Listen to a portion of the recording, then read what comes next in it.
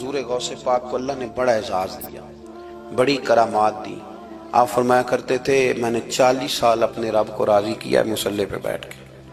تو میرے مالک نے پھر پوچھا ہے کہ عبدالقادر کچھ مانگ لے، کوئی بات کر لے، تو سیدنا غوث اعظم رضی اللہ تعالیٰ عنہ فرماتے ہیں کہ میں نے پھر اپنے رب کریم کی بارگاہ میں عرض کیا، مالک جو قیامت تک مجھ سے محبت کرے فضل کرنا، اسے بغیر توبہ کے موت نہ دینا۔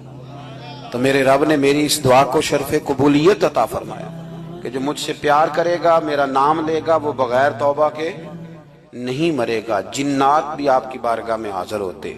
آپ کو شیخ بحر و بر کہا جاتا ہے۔ جب آپ نے منبر پر بیٹھ کر یہ اعلان فرمایا نا کہ میرا یہ قدم ہر ولی کی گردن پر ہے، تو خراسان کے جنگلوں میں معین الملت والدین عطائے رسول ہند الولی خواجہ معین الدین اجمیری موجود تھے۔ تو وہاں اعلان کرنے لگے، کہنے لگے غوث پاک صرف گردن پہ کیوں، آپ میری آنکھوں پہ بھی قدم رکھیں، میرے سر پہ بھی قدم رکھیں۔ اللہ نے ان اولیاء کو بڑا اعزاز دیا، انہیں اللہ نے بڑی شان دی۔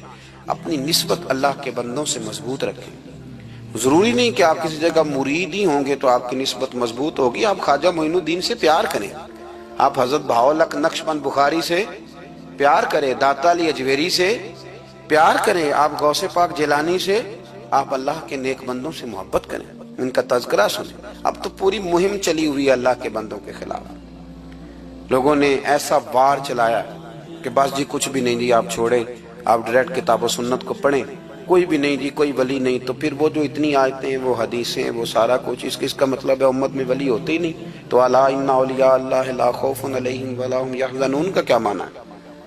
اس کا کیا مطلب؟ آپ نے تو ملیا میٹ کر دیا، سارا پوری مہم چلی۔ اللہ کے بندوں سے پیار کریں، اور میرے نبی پاک صلی اللہ علیہ وسلم نے فرمایا جو جس سے پیار کرے گا قیامت کے دن اسی کے ساتھ اٹھایا جائے گا۔ اور حضرت ابو ذر غفاری نے عرض کیا تھا